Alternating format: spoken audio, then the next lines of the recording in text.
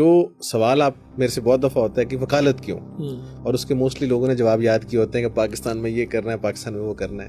میرا ریزن جو ہے نا جی وہ بڑا ایک محبت والا ریزن ہے، بیکاز میری والدہ جو ہیں ان کی بڑی خواہش تھی کہ میں وکالت کروں، اور ان کی خواہش کی بیسس بھی پاکستان میں ایک پرسنالٹی ہے، وہ ہے اعتزاز احسن صاحب، اور وہ بڑا ان سے انسپائرڈ تھی. میں خود چوئی صاحب کا بہت بڑا فین ہوں، تو ان کو انسپریشن بنا کے انہوں نے کہا کہ تم نے وکیل ضرور بننا ہے. تو میں نے پھر وہی بارٹ لا کیا، ان کا ہی کورس، وہ ایٹسونین بھی تھے، وہ سارا کیا. بٹ آف کورس جو ان کی ایک پوزیشن ہے ان دا فرٹرنیٹی وہ تو شاید پتہ نہیں ہم اچیو کر پاتے ہیں کہ نہیں کر پاتے. لیکن ایک چھوٹا سا میں آپ کو یہاں پر انسیڈنٹ سنا دیتا ہوں. ہمارا ایک لنکنز ان کا الیکشن تھا، تو میں اس کے لیے کیمپین کر رہا تھا، میں خود کنٹیسٹ کر رہا تھا. میں کراچی گیا تو وہاں چوئی صاحب ٹہلتے چوئی صاحب بڑا ٹہل کے چلتے ہیں، تو وہ مجھے ملے تو میرے سے آگے ہاتھ پکڑ لیا. تو وہاں کافی سارے وکلا کھڑے تھے، کہندے نے لوکی مینوں سنتے ہیں تو میں انہوں سننا ہے. یعنی کہ لوگ مجھے سنتے اور میں اس کو سنتا ہوں. میرے لیے بڑا شاکنگ تھا، ان کی بڑی مہربانی تھی. یہ بتا رہا ہوں کہ کتنے بڑے آدمی ہیں. اندر چلے گئے، وہاں پر سیپریٹ بار روم ہے فار سینئر لائرز.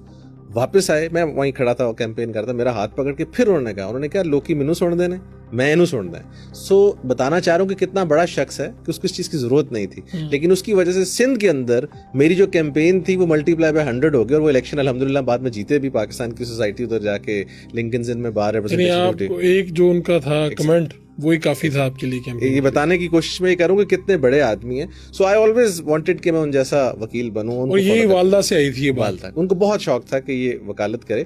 ویسے تو ایک سول سرونٹ کے گھر پیدا ہوں تو ایک بڑا پریشر ہوتا ہے کہ آپ نے سول سروس کرنی ہے، لیکن میرے والد صاحب کی طرف سے بڑا ایک کلیئر انسٹرکشنز تھی کہ یار کچھ کر لینا، سول سروس نہ کرنا، بیکاز اس میں ایک آپ کو نا ایک سبجوگیشن، ایک سبارڈینیشن جو ہے وہ اب آہستہ آہستہ آ رہی ہے. حالانکہ جس ٹائم پر انہوں نے نوکری کی بہت اچھی نوکری تھی، بٹ اب آہستہ آہستہ مشکل کام ہے. پھر دہشت گردی، یہ سارے معاملات ایسے آتے ہیں کہ انسان کی ایک انڈیپینڈنٹ تھاٹ نہیں رہتی.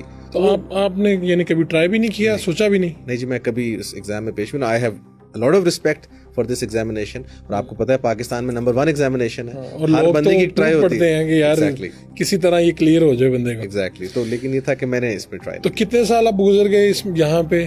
مجھے سر میں نے 2003 میں وکالت شروع کی تھی جون میں، اور میں نے آغاز کیا تھا ہمارے سپریم کورٹ کے ابھی ریٹائرڈ جج جسٹس اعجاز الاحسن صاحب کے ساتھ، اور وہ اس ٹائم وکالت میں تھے اور بڑے اچھے وکیل تھے ماشاءاللہ. تو ان کے ساتھ کام کیا 2-3 سال. پھر 2006 میں انڈیپینڈنٹ ہو گیا. بیچ میں 1 سال کے لیے میں بارٹ لا کرنے گیا، اور اب لگ بھگ 22 سال ہو گئے اس کام میں جی. اور ایڈوکیٹ سپریم کورٹ ہوئے بھی اب تو 5-6 سال ہو گئے. زبردست. تو یہ ایک جرنی ہے جو مزے سے چل رہی ہے جی، اور انجوائے کر رہے ہیں. کیا ایک وکیل کو، ایک اچھے وکیل کو، آپ سپریم کورٹ میں بھی جاتے ہیں، کتنا پڑھنا پڑتا ہے، کتنا اس کے لیے ضروری ہے؟ اس کے بعد یہ کہ آپ کی اپنی مصروفیت کیا ہے؟ یعنی ایک تاثر تو یہ ہے کہ ہم دیکھتے ہیں ہمارے بھائی ہیں مختلف کورٹس کے باہر، ہم دیکھتے ہیں کہ بھائی وکلا ہی وکلا ہیں، بڑی تعداد ہے. ابھی کل ہی مجھے کسی نے بتایا، جو لاء کے بڑے ہیں ٹیچر ہیں، انہوں نے بتایا کہ جی اس وقت جو پنجاب یونیورسٹی سے ہیں ایفیلیٹڈ تقریباً 90 کالجز ہو چکے ہیں لاء کے. تو اس کا مطلب یہ ہے کہ ہر سال کتنے بیچ آ رہے ہیں نئے.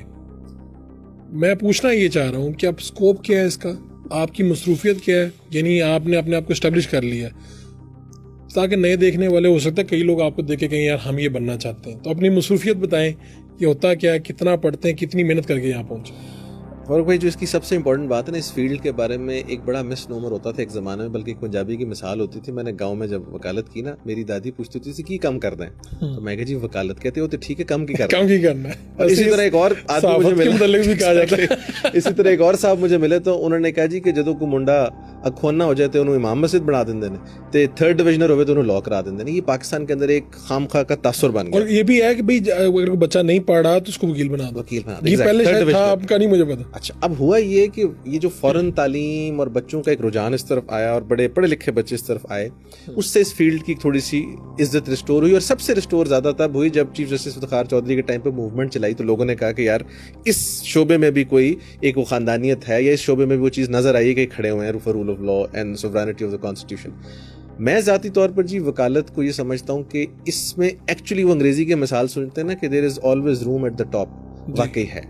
میں نے اگر آج کیس تیار کیا ہوا ہے اور صبح میرا کیس لیٹ سے پاکستان کے سب سے نامور وکیل کے ساتھ بھی، اور ایسا ہوا ہے کئی دفعہ، اگر اس دن میں نے اس گراؤنڈ پر اس کورٹ میں اس سے بہتر پرفارمنس دے دی تو میں کیس جیت جاؤں گا. اور اگر اس کی پرفارمنس میرے سے بہتر ہوئی تو وہ جیتے گا. یہ نہیں دیکھا جائے گا آپ کی عمر کیا ہے، تجربہ کتنا ہے، کیا ہے. Exactly. Accept a few cases, جب کوئی پولیٹیکل کیسز آ جائیں تو اس میں چیزیں اور آ جاتی ہیں, بٹ ایک میں ڈیسنٹ سول کیس یا کرمنل کیس کی بات کروں, یہ ہوا ہے, بے تحاشا دفعہ ہوا ہے. چلے یہیں سے اسٹارٹ کرتے ہیں.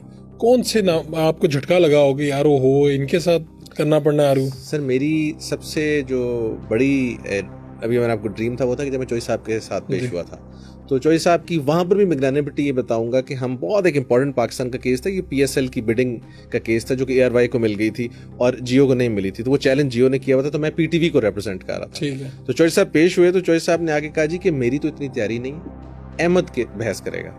اب یہ بات سراسر ہی غلط تھی, ہو ہی نہیں سکتا کہ ان کی تیاری نہ ہو. سو انہوں نے مجھے کہا آپ شروع کریں, اور میں نے بحث شروع کر دی. خیر وہ بہت اچھا بولا, بلکہ وہ جج صاحب ہمارے سپریم کورٹ میں شاہد وحید صاحب, انہوں نے بھی ایک دو وکلا کو کہا کہ بڑا اچھا بولا بچہ, اور and I was very happy. لیکن اس کے اندر بنیادی طور پر میرے ساتھ چوئی صاحب تھے, ان کی یہ اتنی بڑی بات کہنا تھی اور مجھے وہ دینا. اسی طرح بہت سارے اور وکلا ہیں جس میں علی ظفر صاحب ہیں, پھر میں سمجھتا ہوں سلمان راجہ صاحب سے جب میں نے فرسٹ ٹائم کیس جیتا, آج سے بہت پرانا ایک پروکیورمنٹ کا کیس تھا. کون سا کیس تھا یہ؟ سر ایک بیسکلی ایک کمپنی تھی, اس پرائیویٹ کمپنی تھی, لیکن اس کا ایک سرکاری, اس کو یہ ہمارے جیلم میں ایک کینال بنانے کا پروجیکٹ ملا تھا, ایشین ڈیولپمنٹ بینک کا پروجیکٹ, اور بڑا بلینز میں تھا, ڈالرز اس میں ٹھیک ٹھاک انوالو تھے. تو انہوں نے اس کو چیلنج کیا ہوا تھا کہ یہ صحیح طرح نہیں دیا گیا, اور جس کمپنی کو وہ ایوارڈ کیا گیا تھا میں اس کمپنی کو ریپرزینٹ کر رہا تھا. سلمان راجہ صاحب دوسری طرف, تو سب سلمان راجہ صاحب کے ساتھ میں کھڑا تھا, تو مجھے ابھی بھی یاد ہے وہ فرائٹ, وہ ایک ٹانگیں کانپنا, ایکچولی ٹانگیں کانپتی ہیں, یہ نہیں کہ نہیں, واقعی وہ جیسے کہتے ہیں نا کام پہ ٹانگتی ہیں, تو وہ واقعی بندہ ہلتا ہے. تو راجہ صاحب نے جب بولنا شروع کیا تو میں تو بالکل ایک گھبراہٹ تھی, اور راجہ صاحب ماشاءاللہ کیس کے علاوہ بھی ایک بہت زبردست لیگل تقریر کرتے ہیں جو کہ جج کو بڑی انسپائر کرتی ہے. خیر اس کے بعد میں نے اپنے آپ کو ری آرگنائز کر کے وہ کیا, اور وہ کیس ہم جیت گئے. جب ہم باہر نکل رہے ہیں, میں آپ کو ان بڑے لوگوں کی باتیں بتا رہا ہوں, اور یہ اکراس پارٹی لائن بتا رہا ہوں, کون کس پارٹی کا ہے, کہاں کا ہے. راجہ صاحب باہر نکلے تو وہ دوسری سائڈ جو میری سائڈ کے بندے کھڑے تھے ان کو نکل کے کہتے ہیں سلام کر کے کہ اگر آپ اس کو وکیل نہ کرتے تو شاید میں کیس جیت جاتا, یہ بہت اچھا وکیل ہے. اچھا وہ کہہ کے تو چلے گئے, لیکن اس کے بعد اس کلائنٹ نے مجھے آج تک نہیں چھوڑا اور میرے ساتھ ہیں. سو یہ بڑے لوگوں کی جو نشانی ہوتی ہے نا, وہ یہ چھوٹی چھوٹی چیزیں ہوتی ہیں جن سے آپ لرن کرتے ہیں. اینڈ اسی طرح بہت سارے ریٹائرڈ ججز ہیں جو کہ پریکٹس میں ان کے ساتھ وکالت کی